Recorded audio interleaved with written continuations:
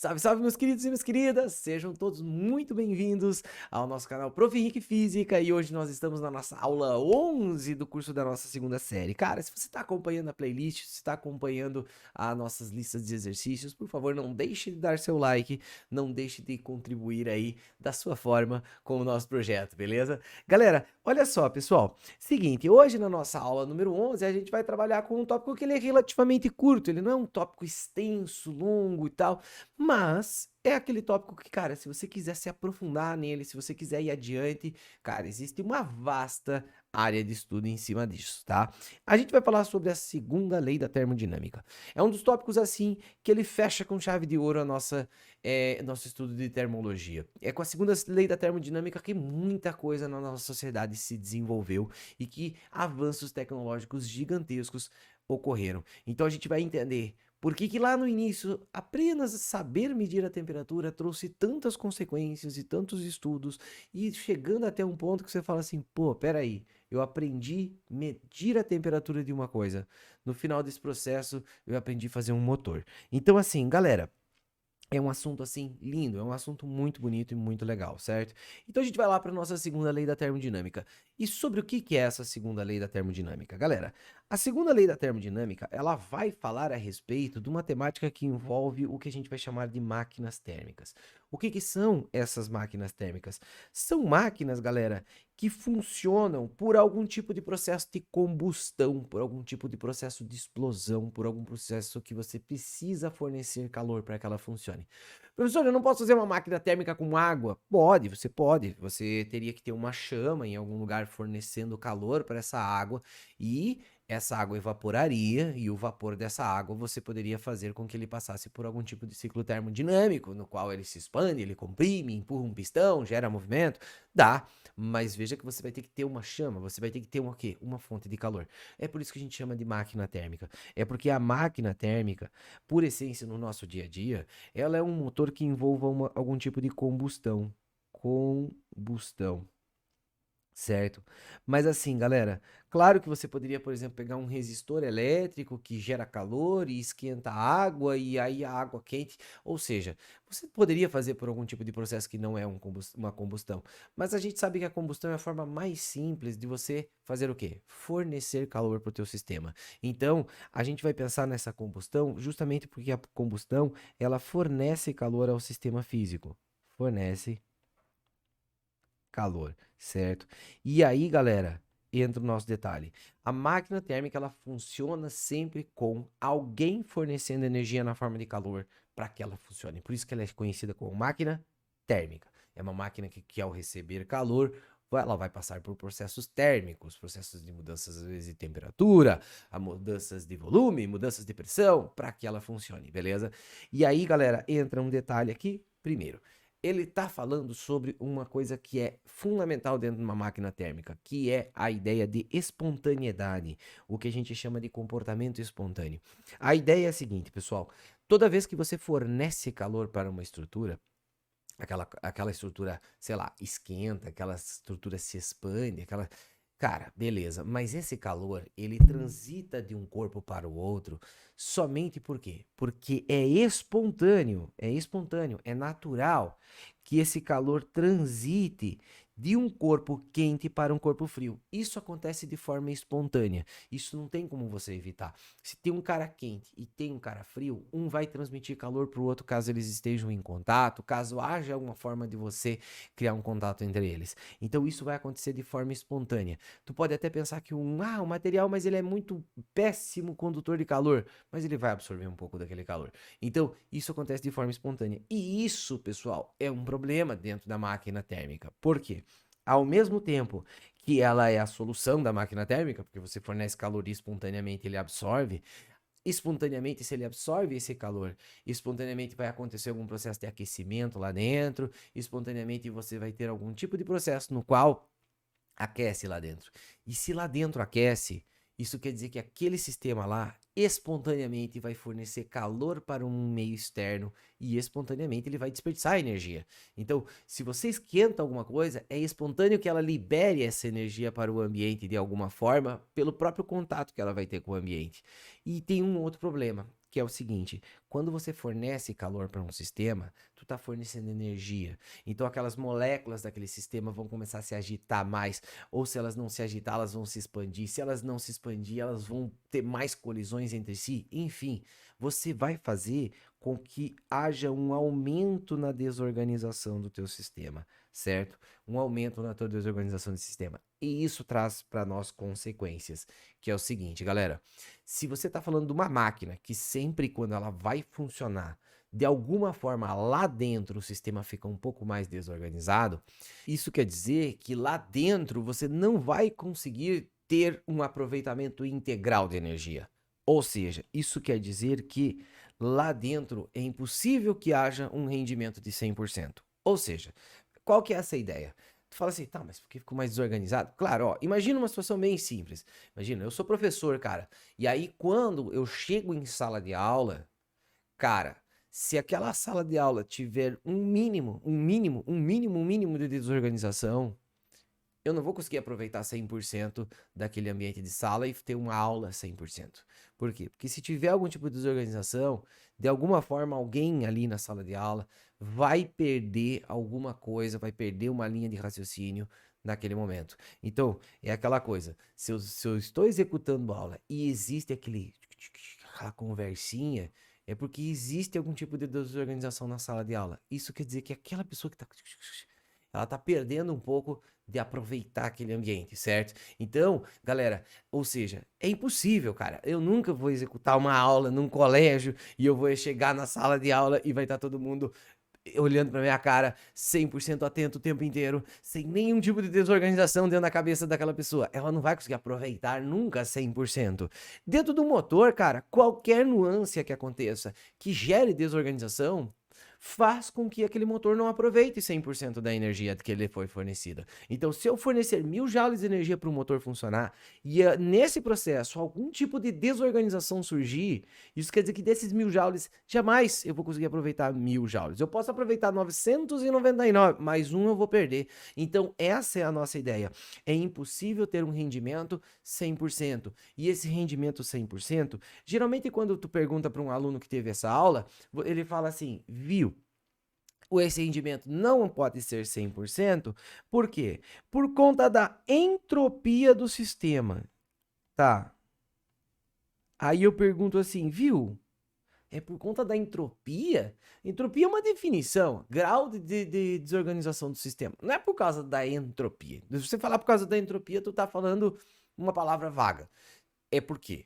É porque espontaneamente essa entropia, que é o grau de desorganização do teu sistema, aumenta quando tua máquina está funcionando. Não tem como você controlar isso. Ela vai espontaneamente aumentar, certo? Então, claro, a gente vai ter ferramentas de controle? Vai. A gente vai entender ali para frente como que são essas ferramentas de controle. Mas, cara, se você fornecer o calor, aumenta a entropia. Se aumenta a entropia, fica mais desorganizado. E se isso fica mais desorganizado, nunca a máquina vai ter rendimento 100%. É impossível, certo? Então você tem que entender que o aumento entrópico é um comportamento espontâneo. É por isso, certo? Então essa é a justificativa. Que ao fornecer calor, o aumento entrópico acontece de forma espontânea. Não tem como evitar, beleza? Agora, nessa nossa situação, a gente vai entender como é que propriamente funciona esse nosso sistema do motor do carro. Então, a ideia vai ser a seguinte: o motor ele vai funcionar basicamente em 5 etapas, beleza? 5 etapas sempre, que a gente às vezes pode encurtar algumas e tal, mas enfim, são 5 etapas que você tem, beleza? Bom, vamos lá para as nossas etapas então. Deixa eu dar um zoom aqui, ó. Bom, o que acontece? Na primeira etapa, o que você faz? Você abre uma das comportas que você tem aqui, certo? E ao abrir essa comporta, você dá um jeito de injetar esse combustível aqui dentro. Você pressuriza ele e manda ele lá dentro, certo? Quando você manda ele lá dentro, você vai lá, fecha essa portinha que você tem aqui, fecha essa porta, e aí você tem um mecanismo que a gente chama de vela, certo? O que é a vela propriamente? Ela não é uma vela, obviamente, convencional, certo? Essa vela, ela é quem vai gerar a queima desse combustível. E essa vela, ela é como se fosse aquele negócio que tem no fogão, que ele faz tipo um rainho, sabe? Que você usa para acender o fogo no fogão, beleza? Quando você faz essa queima do combustível, quando você gera a combustão nesse combustível, esse combustível aqui, ele vai receber o quê? Ele vai receber energia, ele vai ganhar energia de alguma forma, ele tem um ganho energético nesse combustível, certo? Esse ganho energético do combustível vai ser feito o que com ele? Bom, esse combustível, ele vai começar a se expandir. Beleza. Quando ele começa a se expandir, ele empurra este pistão que está aqui para baixo, ele gera essa expansão e empurra esse combustível para baixo. Lembrando que a gente está usando bases da primeira lei da termodinâmica, que quando você fornece calor para um gás, a tendência natural dele é se expandir, é ganhar volume, certo? E também esquentar, obviamente, tá? E aí, esse cara, ao se expandir, ele empurra esse pistão e esse pistão vai proporcionar a rotação de um eixo, certo? E esse eixo, obviamente, vai fazer alguma coisa se mover. No caso, a gente pode pensar num carro ou em qualquer máquina, beleza? Quando esse eixo se expande, isso quer dizer que ele está realizando algum tipo de trabalho. O que é esse trabalho? É esse gás estar gastando energia que ele recebeu na forma de calor para mover alguma coisa, beleza? Aí o que acontece? Vamos supor que esse pistão desceu até o limite, lá na parte de baixo. Quando esse cara está lá no limite, esse cara ele empurra aqui um cara que vai rotacionar e esse cara que vai rotacionar vai chegar aqui neste ponto que é o limite dele. Beleza? Depois desse limite, esse gás começa a comprimir. Ó, eu esqueci de deixar a portinha aqui fechada, tá? Beleza. Então, esse cara começa a se comprimir, beleza? E aí, ele finaliza a sua rotação, ok? E aí, galera, depois que ele finaliza essa rotação, você vai lá, abre a comporta que vai fazer o processo de ejeção desse combustível. Ele vai mandar esse combustível embora.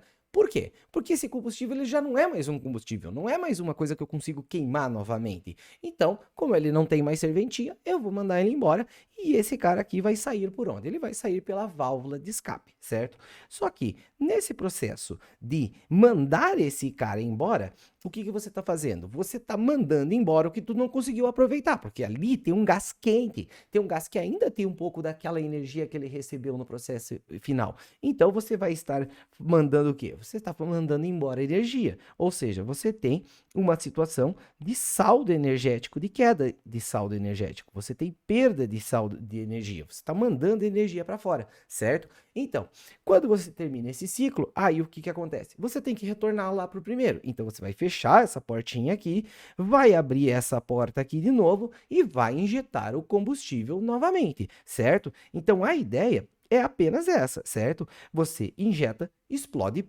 expande, comprime e depois manda embora, certo? Aí tu fala assim, tá, mas professor, por que eles falam que o motor é 4 tempos? Bom, ele é motor 4 tempos porque assim, ó, quando acontece essa compressão que você tem aqui, quando esse cara comprime, cara, por que eu já não abro essa portinha aqui para já ir mandando esse gás para fora de uma forma mais fácil? Então, por que eu não faço esses dois caras numa só situação, certo? E aí você teria 4 tempos, um momento de injeção, um momento de queima, um momento de expansão e um momento de compressão e ejeção que você faz junto. Você vai ter 4 tempos, 4 momentos diferentes do seu processo de funcionamento do motor, certo? Então, galera, o que acaba acontecendo aqui na prática? Na prática, você percebe o seguinte, ó, que você está fornecendo energia. Fornecer energia significa fornecer calor. Aqui vai acontecer o tal do calor da fonte quente. Fonte quente. Esse calor vai ser convertido em trabalho, certo? E o que eu não conseguir aproveitar, eu vou ter que mandar embora. O que eu vou mandar embora? Eu vou mandar energia embora. Então, eu vou falar que eu vou mandar essa energia para uma fonte que está fria. Calor da fonte fria. Calor da fonte fria, que é o que eu não consegui aproveitar. Beleza? Então, a nossa equação vai ser o seguinte, ó, que o trabalho que essa máquina vai realizar vai ser o quê? Bom, vai ser a quantidade de energia que ela recebeu, o que a gente chama de calor da fonte quente, menos o que ela não conseguiu aproveitar, que é o que eu vou chamar de calor da fonte fria, certo? Então, o trabalho que ele realiza, a energia que ele consegue aproveitar do teu sistema é uma diferença desses dois caras. E aqui entra a segunda lei, porque sim, ele fala que esse calor da fonte fria nunca poderá ser zero. Não tem como eu anular esse cara e simplesmente aproveitar apenas a energia do calor da fonte quente. Por quê? Porque quando você fornece esse calor já neste processo aqui, só de você fazer isso, o motor já vai, por exemplo, esquentar. E se ele esquenta, ele vai mandar calor para o ambiente de alguma forma, certo? Então só aí você já vai ter perda de energia. Sem contar que nesse teu sistema aqui tu pode ter algum tipo de atrito, sem contar que nessa vela você vai gastar energia para poder acender ela e assim por diante. Você tem N fatores de desperdício de energia dentro desse teu sistema, que eu poderia ficar aqui falando com vocês durante um tempão sobre isso, certo? E aí, galera, a gente vai calcular o que eu vou chamar de rendimento dessa máquina. Rendimento. Como que eu calculo esse rendimento? Cara, é bem simples. Eu vou calcular esse rendimento falando assim, cara, eu quero saber o quanto que eu aproveitei do total. Ah, se eu forneci 1.000 e eu aproveitei apenas 800, quer dizer que eu aproveitei 80%. Então, eu vou pegar uma razão entre o trabalho e o que eu vou chamar de calor da fonte quente, que é a energia total que eu recebi, certo? Se eu quiser esse cara em valores de porcentagem, se eu quiser esse cara em porcentagem, o que que eu faço, cara? Eu quero resultado em porcentagem, eu vou multiplicar por 100% essa minha conta. Por exemplo, se o resultado aqui deu 0,8, 0,8 multiplicado por 100% representa 80%, certo? Então eu estou tendo um aproveitamento de 80% nessa minha máquina, certo? Aí tu fala assim, professor, que legal, beleza, entendi. Viu, professor, tem uma dúvida, que é uma dúvida super recorrente nessa aula aqui. Aí o cara fala assim, viu? Eu vi um vídeo na internet, eu fiquei sabendo de um cara na minha cidade que fez um motor desses com água. Ah, isso aí é fake, né, professor? É mentira? Não, não é mentira. Sabe por quê? Porque o que que acontece? O que você precisa conseguir fazer? Você só precisa conseguir injetar dentro de um motor algo que, quando você faz a chama, gera uma explosão. Então é só isso que você precisa fazer. Mas eu não consigo fazer isso com água. Se tu jogar água dentro de um motor, aquela água não vai queimar, né? Não vai queimar, de fato. Então o que que acontece?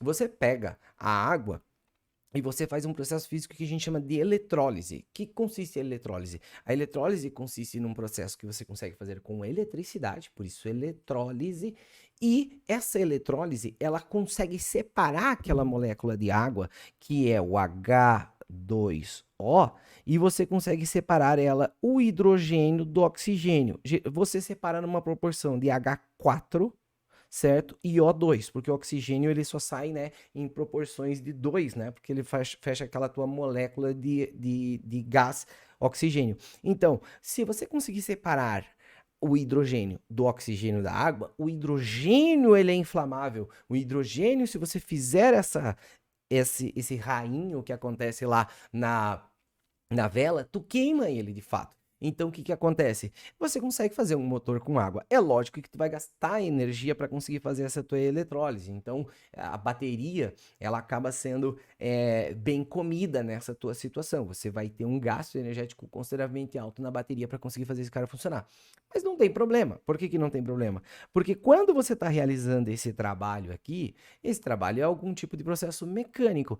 E esse processo mecânico, se você pegar lá na aula de eletromagnetismo, você sabe que se você mover alguma coisa, dá para você gerar eletricidade. Então, nesse movimento, por que que você não pega parte dessa energia desse movimento e não usa para recarregar a tua bateria? Para poder realizar esse teu processo de forma ininterrupta, certo? É o que o alternador vai fazer. O alternador ele vai ter um papel de recarregar a bateria enquanto ele está fazendo isso. Então, você está gastando energia da bateria do carro para poder fazer a vela acender, certo? E aí, durante o movimento, você está já recarregando essa bateria do carro automaticamente. E veja que aqui a gente também consegue explicar uma coisa, que é o seguinte: por que que a galera faz aquele motor 4 caneco, motor 6 caneco, motor 8 caneco? O que que são esses caneco que a galera fala? Os canecos é nada mais nada menos que os espaços onde você injeta o combustível para fazer um movimento. Ou seja, esse cara aqui, ele é legal que você tenha mais de um deles dentro do carro. né? Em geral, a gente trabalha com 4 deles, tá? Mas por que que é legal? Porque olha só, os momentos em que você tem algum tipo de movimento induzido ali, que é um movimento que ocorre, são somente a etapa número 3 e a etapa número 4, certo? Porque a etapa número 3, pela própria explosão, ele vai se expandir, e a etapa número 4, se eu abrir essa portinha aqui, ó, ela espontaneamente vai fazer com que o gás seja mandado embora, e aí você já vai ter essa compressão também acontecendo de forma natural, assim, ela não vai ser uma coisa assim, eu vou gastar energia para conseguir comprimir muito. Não vou gastar tanta energia assim, porque eu posso gerar um vácuo ali dentro abrindo, eu posso usar a pressão que eu tenho ali dentro, abrir a comporta, e aí esse gás vai se embora e esse cara tende a subir normalmente, certo? Até mesmo por uma inércia dele, ele vai subir ali também normalmente. Então, cara, o que que acontece? Você só tem 2 momentos aqui, ó, que são momentos que são ideais para você gerar torque. E nos outros momentos você não teria torque. Então, se você fizesse um motor que fosse um motor de um único caneco, o que que ia acontecer? Esse motor ia ter vários momentos dele, que não ia ter nenhum torque gerado. E o legal no carro é você conseguir manter esse torque o tempo inteiro. Então, se você fizer um sistema com 2 canecos, você pode fazer um sistema no qual 2 caras estão gerando torque no mesmo cilindro aqui, ó, no mesmo sistema, ao mesmo tempo. Só que, aí o que que acontece? No invés de você fazer 2 canecos que eles oscilam assim, ó, bem certinho um com o outro, você faz esses caras com tempos levemente diferentes, de forma que no momento que um está injetando, o outro já está se expandindo. Então ele já está fazendo aquele movimento acontecer, e aí a hora que o outro está fazendo a ejeção para depois fazer a injeção, o outro caneco já está no processo de expansão. Então, assim, sempre vai ter alguém fazendo força para esse cara funcionar. E aí, obviamente, você faz bastante estudo e vê qual que é a situação ideal. Eu posso usar 6 cilindros que estão ao mesmo tempo operando. Eu posso fazer 8 cilindros que estão ao mesmo operando. É lógico que se tem 8 cilindros, tem 8 momentos de injeção. Esse carro vai consumir muito mais gasolina. Se ele tiver 4 cilindros, cara, aí você vai ter 4 momentos de injeção durante um ciclo completo. E aí, cara, você vai gastar muito menos combustível. É lógico, você vai ter menos torque, aquele carro vai ter menos força de tração lá na estrutura do motor dele, beleza? Mas a ideia é que, de forma matemática, de forma para exercícios, você vai pensar que o trabalho que ele realiza é o quanto ele recebe menos o quanto ele desperdiça, certo? E que o rendimento é uma razão entre esse trabalho e esse calor da fonte quente, beleza? E aí, galera, o que que acontece aqui? Fechando essa nossa discussão, a gente vai comentar aqui sobre o que que é o nosso motor ideal. O que que você espera que o motor faça de forma perfeitinha, certo? Quem propôs isso foi o tal do Carnot, e por isso que ele falou que o ciclo termodinâmico dele ficou conhecido como ciclo de Carnot. O Carnot, ele entendeu que assim, ó, beleza, o motor ele tem limitações, ele não tem como ter rendimento de 100%, certo? Mas eu tenho como propor um ciclo que seria teórico, pelo menos numa teoria, numa tabela, certo? No qual esse ciclo teria o maior rendimento possível. Então, o que que acontece aqui, meus queridos? A gente vai pensar que o ciclo de Carnot, ele é o ciclo que seria ideal, ou seja, seria o ciclo com o maior rendimento possível. Maior rendimento possível.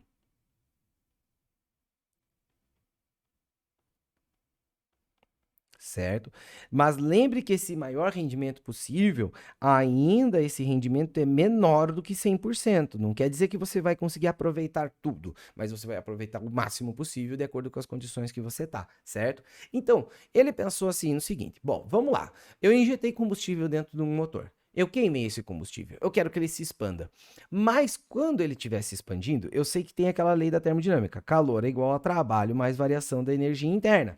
Certo? Então ele pensou, num primeiro momento, era muito legal que eu conseguisse fazer com que esse calor se transformasse exclusivamente em trabalho. Ou seja, que o gás se expandisse, mas sem mudar a energia interna dele. Ou seja, sem mudar a sua temperatura. É por isso que o seu primeiro estágio que a gente tem aqui, ó, o primeiro estágio, seria o gás estar se expandindo, ou seja, aumentando o volume, realizando algum tipo de trabalho, de forma isotérmica, ou seja, absorvendo todo o calor que ele recebeu e transformando aquilo em trabalho. A gente sabe que isso é teórico, isso não quer dizer que acontece na verdade, beleza? Aí o que acontece? Beleza. E aí ele pensou assim, tá, mas esse gás, ele ainda vai estar com uma certa temperatura, certo?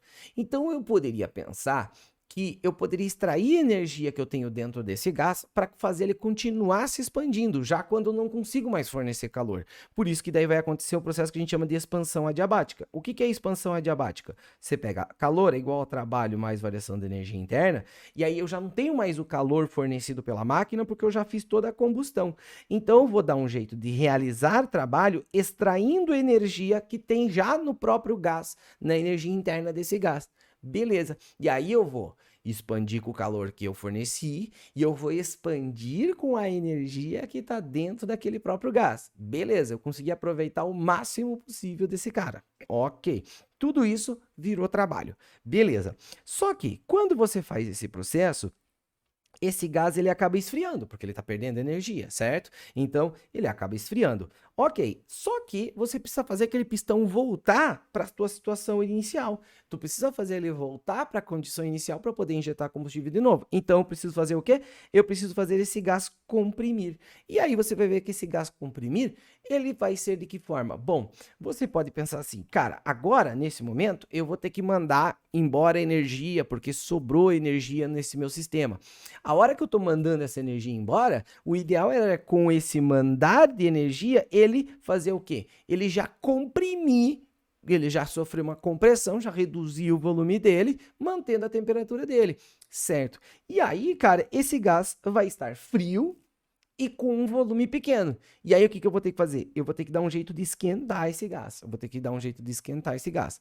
E aí, esquentar esse gás vai ser o quê? Vai ser dado por um processo também de compressão adiabática, ou seja, esquentar esse gás sem que eu faça um processo de fornecimento de energia na forma de calor ou retirada de energia na forma de calor. Ou seja, pelo próprio trabalho desse gás, ele sofrer esse processo. Então, como que seria isso? Seria comprimir esse gás sem fornecer calor. Isso eu consigo fazer isso mecanicamente, certo? Então, aí eu retornaria para o meu estágio inicial. Ele preveu que esse modelo, se você conseguisse reproduzir ele dentro de um carro, tu estaria fazendo um carro que tem um motor que é perfeito esse motor. Não quer dizer que esse motor aproveita 100% da energia dentro dele. Não, mas quer dizer que esse motor está na melhor performance possível, certo? Tanto é que quando você fala de estudos na engenharia mecânica e você fala sobre ciclo de diesel, ciclo de Otto e não sei o quê, esses ciclos foram propostas de pesquisas que os caras falaram assim, vamos tentar fazer uma estrutura que seja o mais próximo possível desse ciclo de Carnot. E cada um fez do seu jeito. Não quer dizer que um é melhor, um que é pior, ou que não sei o que, e tal, mas cada um tentou fazer isso de um jeito, beleza? Então, pessoal, o que acontece no teu ciclo de Carnot? No teu ciclo de Carnot, você vai ter basicamente duas temperaturas. Um momento em que você está mais quente, que você está numa isoterma um pouco mais acima, em que haverá uma temperatura da tua fonte quente, certo? E um outro momento que esse gás está mais frio, e aqui você vai ter a temperatura da fonte fria, certo? E aí o que acontece? Ele conseguiu prever quanto que seria o rendimento desse motor. Esse rendimento desse motor seria a diferença das duas temperaturas entre a fonte quente e a fonte fria, certo? Dividido pela temperatura da fonte quente. Lembrando que ainda é válido aquela situação. Se você quiser isso aqui em porcentagem, certo? Se você quiser isso aqui em porcentagem, você vai simplesmente multiplicar isso aqui por 100%, beleza? Multiplica esse elemento por 100%. Então, pessoal, assim fecha a nossa discussão. Lembre que mesmo quando você está no ciclo de Carnot, o teu rendimento não é 100%, mas sim ele é o melhor possível, é o melhor que tu consegue fazer, beleza? Então é isso, galera. Espero que vocês tenham compreendido legal o nosso assunto. Lembrando que a nossa aula, ela envolveu o seguinte, a nossa temática foi, primeiro você definir como que funciona uma máquina, onde o trabalho que ela vai realizar será o calor que ela recebe da fonte quente, menos o calor que ela emite para a fonte fria, certo? Nós vimos que o rendimento dessa máquina será definido como o trabalho dividido pelo calor da fonte quente. Inclusive, esse cara tem uma pequena variação, porque como o trabalho é calor da fonte quente menos calor da fonte fria, eu posso escrever esse rendimento assim, ó. Calor da fonte quente menos calor da fonte fria dividido pelo calor da fonte quente, certo? E nós vimos a situação de Carnot. O que é o caso de Carnot? O caso de Carnot é um caso teórico, que ninguém nunca conseguiu reproduzir de forma perfeita, certo? Mas é uma situação que você vai ter o melhor rendimento possível para o teu sistema. E aí, esse melhor rendimento, você pode calcular usando as temperaturas de mudança do sistema do motor. Então, o que acontece? O motor esquenta, depois esfria, esquenta, esfria, esquenta, esfria. Se você conseguisse fazer isso no ciclo de Carnot, só com essas temperaturas daria para você definir o rendimento. Temperatura da fonte quente menos a temperatura da fonte fria, dividido pela temperatura da fonte quente. Com um detalhe importante, toda vez que você for aplicar essa tua conta, toda vez que você for aplicar a tua conta, essa temperatura aqui, ela precisa estar na escala Kelvin, certo? Ela precisa estar na escala Kelvin. E, cara, claro, se ela precisa estar na escala Kelvin, a gente tem que lembrar que a temperatura na escala Kelvin é a temperatura na escala de graus Celsius somados a 273, beleza? Essa é a nossa ideia da nossa aula. Eu espero que você tenha curtido, tenha gostado. E se curtiu, não deixe de mandar aí o seu like, não deixe de curtir o vídeo, beleza? Então, forte abraço a todos e nos vemos na nossa aula de exercícios.